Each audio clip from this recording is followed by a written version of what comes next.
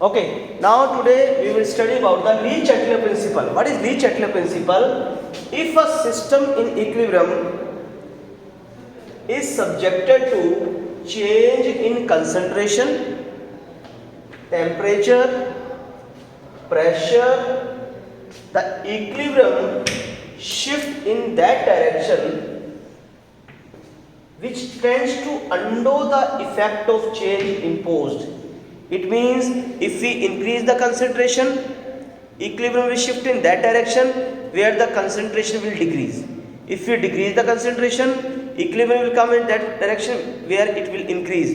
If we increase the temperature, it should shift in that direction where it should decrease. Okay. For example, effect of change of concentration. H2 and Cl2 gases combine to form HCl. Okay. So the forward reaction is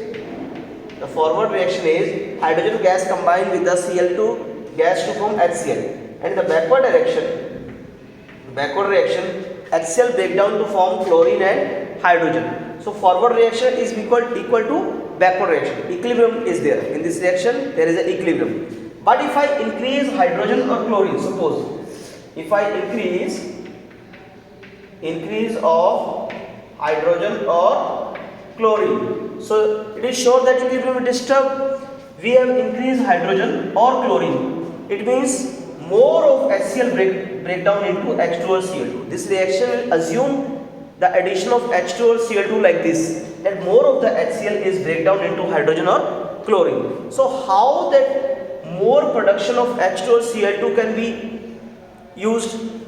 It means more of hydrogen and chlorine we have added. It means this reaction equilibrium will disturb, and this reaction is gone into the favor of backward reaction. Now to re-establishment of equilibrium will take place only by consuming that extra addition of H2 or Cl2, which H2 or Cl2 we have added, that should be used. And how that will be used? By going in a forward direction. So if we increase H2 or Cl2, equilibrium will shift in a forward direction. Directly we are adding.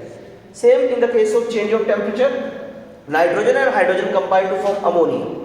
So they are releasing 92.4 kilojoule of energy to make a 2 mole of ammonia.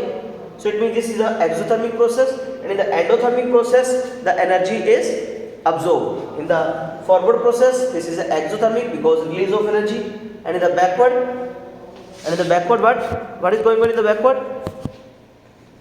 Energy is absorbed. So if I increase the temperature, the energy will be added in this reaction. Where it will be added? This side, because energy is given there. And this reaction is assumed as this 92.4 plus 92.4. Suppose more 92.4 energy this reaction get. So from where this reaction get that 92.4? By combining nitrogen and hydrogen to ammonia. So this extra amount of 92.4 energy which this reaction got should be used.